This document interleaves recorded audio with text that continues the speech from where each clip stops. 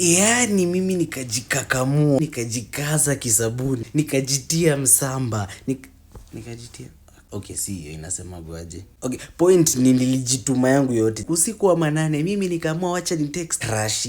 Hi, I'm happy. Alafu ana reply hi, HAE. Okay, hiyo tumsamee. Labda keyboard iko na shida. Akafanya makosa, akaongeza I go by the name.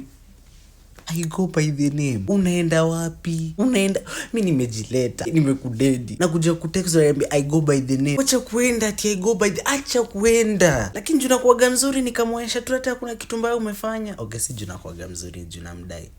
Anyway, nikamwambia umeivako bwana, you're so pretty. Akasema thank you. Hapo alikuwa sawa. Nikamwambia don't mention it. Unajua msichana alijibu nini? Ati don't worry, I won't mention it to anyone or tell anyone.